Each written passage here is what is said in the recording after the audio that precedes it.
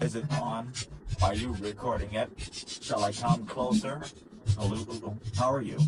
This is Genesis P. Orange. I'm in Bucharest, Romania. Well, yes, it was really nice. Everybody was smiling. We were smiling and laughing. My belt kept coming down and my trousers nearly fell down like 16 times. Good. That's what we tried.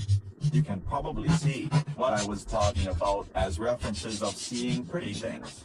I saw the Rolling Stones in Hyde Park. I saw the first gigs by King Crimson. I saw Sid Barrett, all that stuff, live, over and over and over.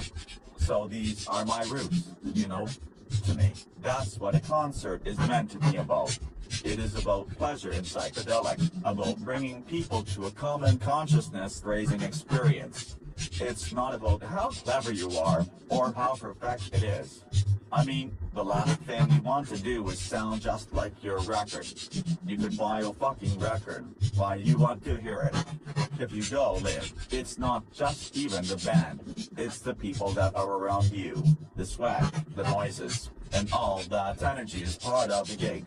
I want new things. I want to be confused and amazed. I don't want to know what's going on. I want to find out more and more and more. And the more we find out, the more amazing it really gets. Consciousness is the key. Definitely. I mean, that's why there's TV. We've always had visuals. And that comes from the 60s as well. My experience was so much more powerful when there were visuals as well, because you just don't want to watch people doing the usual movements. Guitarists move like that because they're into the music, they listen to it and they lose themselves in it. It's because they are so deep into the sound.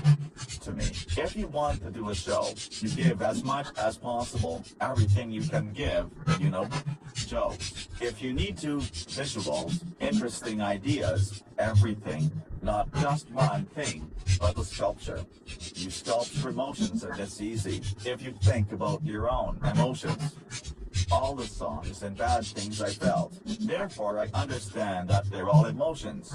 And everybody feels emotions, so it's not that it's special. It's that something people recognize, even in some of the tones. They recognize it, even if they don't know what I'm saying. Because we play all over the world. They can't possibly understand everything we're saying. But they feel what we're saying. When I give poetry reading, it's the same. I gave a poetry reading in Russia and they can't possibly know everything that I'm saying. Because even for English people it's complicated sometimes. Like the long one, Great Hands of the Future, it was all political. That's a really 6 pages of notes. And the hard stuff as well, because we never rehearsed that, never. No, we have a riff and an idea. We did the new album, Snakes, in 2 nights. No rehearsals, no discussions. We went in the studio, the band set up in one room. We went into the other room with the microphone, with some poems and little notes I've written. And when they started playing, I was like, oh, that feels like it would go with this though. And I just make it up. And then we play it back and there's the album. 4 overdubs on the album. 2 nights. The whole thing was done. One take, every song dot, that's how it works. Yes, you can tell that, you can feel it. A very strong connection. And of course, Jane was with us all these years, so everybody feels her presence. NPR, National Public Radio, contacted us a few years ago, asking us to play a few months after Lady J died. She died October 9, 2007. We thought, can we possibly play without Jane? And then we thought, we can play for her. But we were all ambivalent. And it actually went really well. They put all of us in headphones, and we all played in the same time, and then mixed, and we just played, and it went out perfectly. Yes, I believe so. So, what I'm saying is that practicing and practicing doesn't necessarily improve anything. In fact, they could kill it, because you stop feeling anything. It becomes just the same as the recording. And that's not life. Life is always not surprising. It changes. Every day is a bit different. No matter what you expect, is not the same. And so, that's how we play, isn't it? How often do we rehearse? We also play other bands and do other things. Alice has her own solo album. My only wishes. I wish I could save Jay's life. But then again, things have changed in a positive way as a result of that. It's almost like she knew that was the best way to go. And she never wanted to go old. She didn't. She hated that idea. She said her only ambition was to be around for a great love affair, and that seems to be what happened. So you have to take what comes and explore it. You can't really have regret, like I said. I sometimes think that maybe if I have told her she has to see a doctor or something, she would have gone, but I don't think so.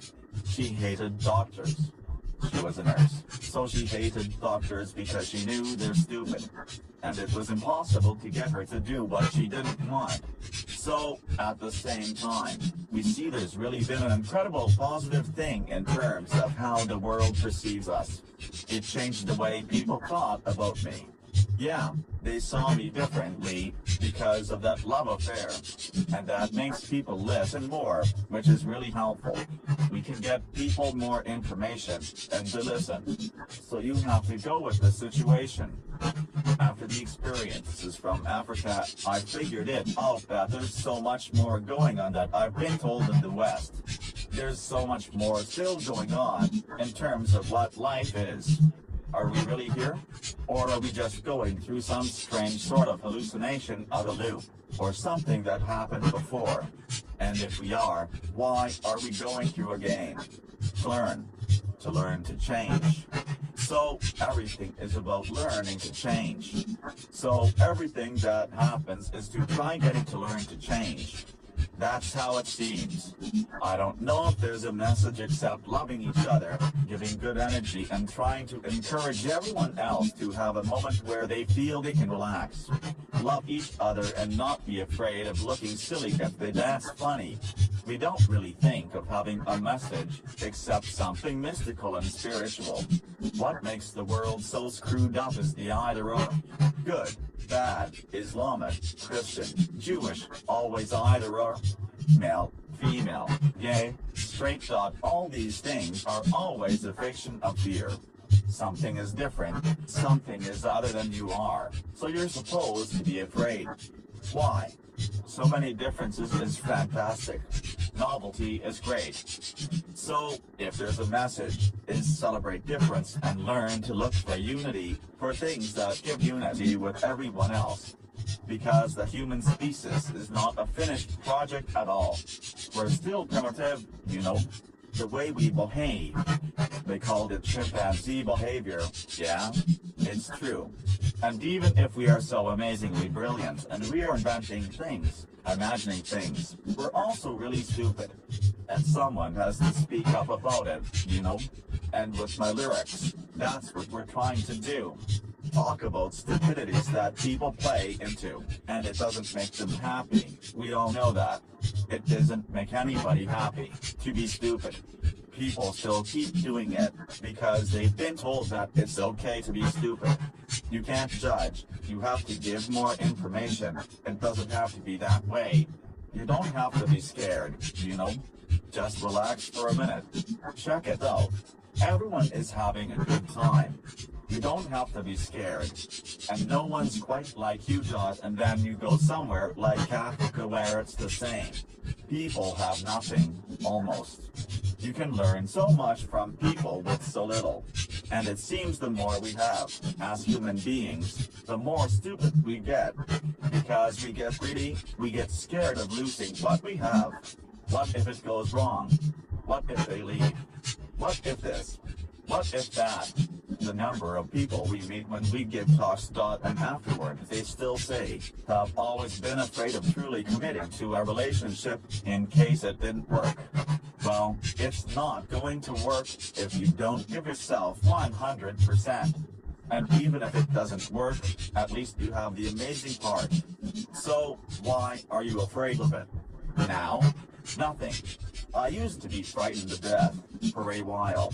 That was a long time ago.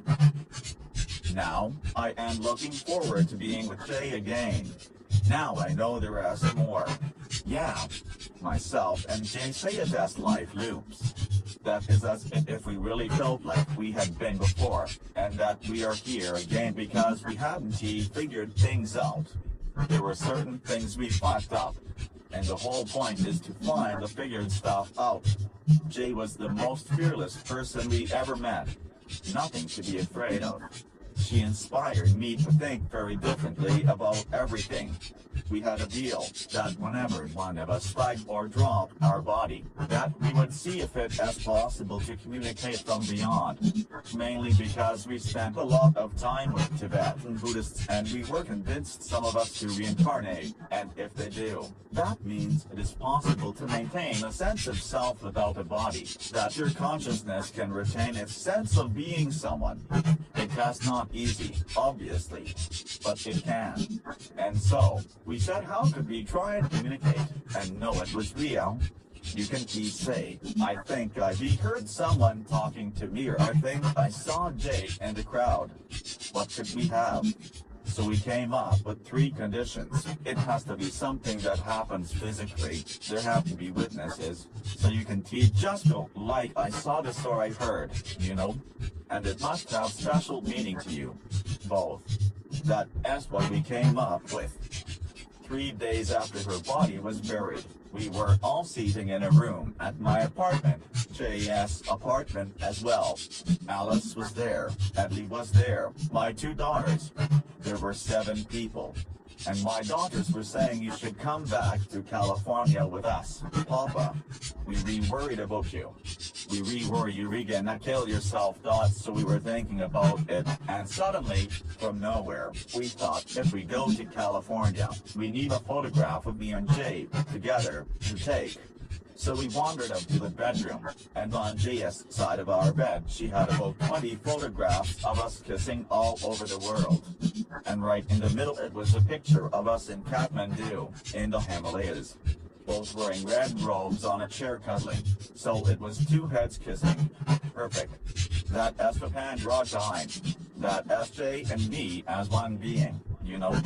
So that's the one I took it back in the other room, put it down on about 7 feet from where we were sitting. The other people were on a semicircle, and children were so, what are you going to do? Are you going to come with us in California? As they said it. The picture rose up. It was phased out. It floated across 7 feet in front of me, turned the right and gently dropped the floor in front of me. Everybody saw it, and we looked down and we said, I think Jay wants me to stay here with her. So physically it happened. There were witnesses and it had special meaning. How fucking strong is she to do that in 3 days? I mean, really?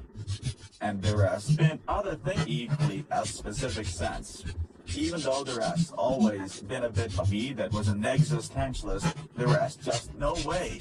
Something else is going on. Yes, that was me in about 1980. I draw it one day.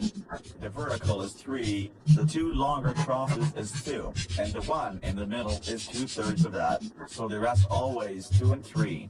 But if you arrange psychic cross in a particular pattern, then the negative space is a swastika. So the psychic cross is the opposite of swastika, and its meaning is as the positive of that negative. I didn't even know when I designed it. 8 years later, somebody sent me this drawer of this pattern, and I was like, oh fuck. And then Jay would say, well, of course.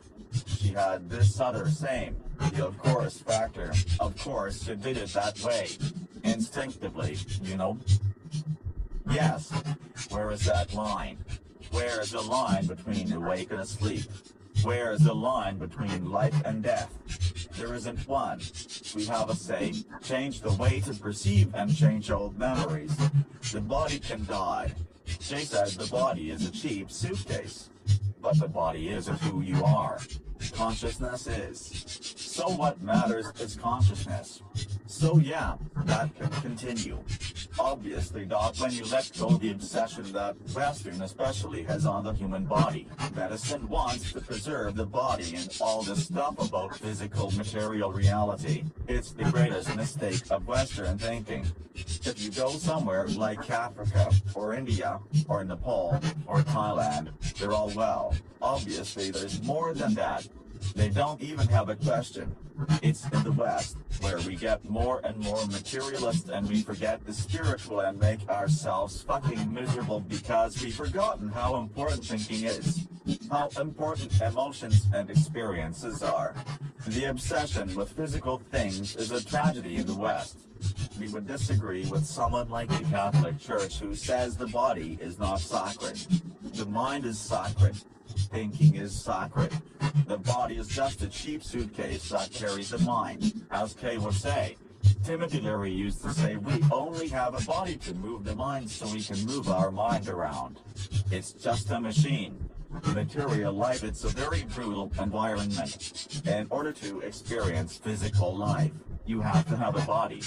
But it goes out fast because it's hard being here. Yes, I do now. I think everybody finds that out sometime. Everything is recording all the time. The planet is recording. Think about it. We could still go to New Guinea and see people living in the Stone Age, or even before the Stone Age. And every era of human history is still going on somewhere on the planet. You go to Dubai, it is a sort of mixture of the medieval and the modern. It's all recorded. Fossils and everything else, Dot, it's all being recorded. When somebody has a child, it starts with 2 single cells, which is how they say life began.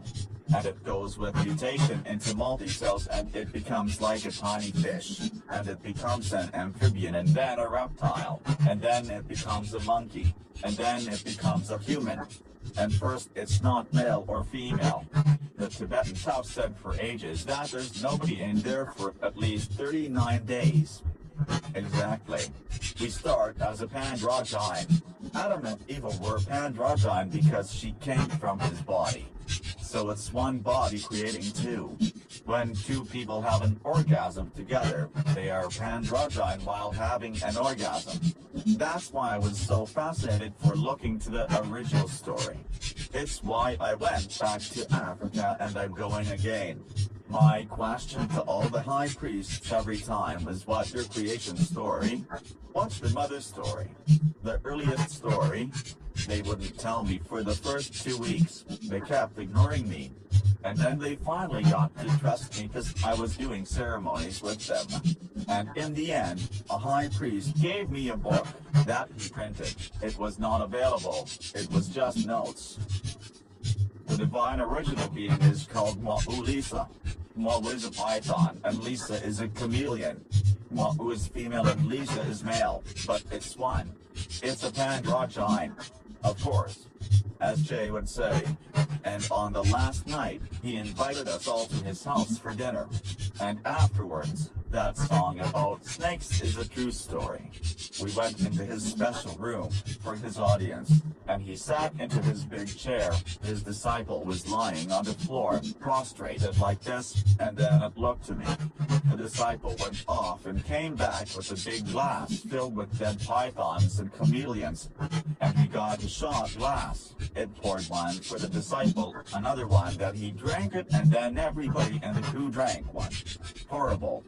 Dead python and dead chameleon. Yeah, it's fucking horrible. We were all thinking secretly, we are going to be really sick tomorrow, but we can't say no. And then he said something else, and the guy went off and came back with a jar of black powder, and it poured black powder on the floor, and the disciple liked it and on the floor. And then it poured some more, and everybody licked it off the floor, one by one. And then it came back with some white powder, and we had to lick white powder of the floor. Nobody got sick. We got back to America. We went to my apartment in New York, and the next morning I got up and I thought I was in Africa again. and I was in New York, and I was asking myself, am I here or am I in Africa? Because I can't tell right now. Back and forth between Africa and New York. I had to stay in the apartment for 3 days because I didn't know where I was. It wasn't horrible. It was just weird. You know, they were equal. I guess that was what it was teaching us. A few days later, they all had weird experiences. Not exactly the same, but everybody had a weird experience that was relative to that. So, whatever it wasn't really specific. It was just a trigger for you to learn something, you know? And Benin, where we were, is the only country in the world where voodoo is a state religion, and has been for over 10,000 years. It is the oldest continuous religion on the planet. That's why I kept saying, what's the original story? What's the mother story? If anyone knows it, they do. And then they started talking about the twins. This, you know, Genesis looks at her mini wood doll hang on her neck. We discovered that when we were walking around, people would come up. Children, mothers, all kinds of people come up and kiss it or touch it or pray to it. We gradually realized there's a whole sub-story about twins. Adam and Eve are twins. Watu and Lisa are twins. During the half year that's gone on before we go back, Hazel Hill FC Carty 3 would start getting emails from professors of anthropology in America and England. One of them had done a study of the incident of twins. In the entire world except Benin, there are 4 pairs of twins per 1,000 births. In Benin, there's 25 to 40 pairs per 1,000 births. Nobody knows why. They can't see a genetic reason. So that means the original story is all about twins. Then we found out in September, at the end of the month, they have a big festival every year for twins. The first weekend is dead twins. The second weekend is living twins. So we thought that we have to go back and find out some more. They're gradually teaching us some kind of story, but they're doing it in their own way. It's fascinating, because I'm 65 and they say, oh, I've done all this stuff, been to jungles and all over Himalayas, and then I go to Africa and oh my god, I know nothing. Shit, here we go again, but that's what's so great. I love novelty. I want new things. I want to be confused and amazed. I don't want to know what's going on. I want to find out more and more and more. And the more we find out, the more amazing it really gets. So who fucking knows but consciousness is the key. Definitely. Because we have been working with Native American shamans. We worked with Shiva Sat, his religious, ascetic, or holy person. Nagad Babas, Tibetans. It's been a lifetime search for me. What's the original story? What is fucking going on? Am I even here? I don't really know. Especially if you do psychedelics as well, which I did, because I grew up in the 60s. In those days, it wasn't for fun. It was a try to find out stuff, you know? We had to learn and find out, meet new dimensions, worlds. And it never stops. It's fabulous. This is great. Who knows what's next? Oh, come in. We were just discussing the nature of reality. What else is there to talk about?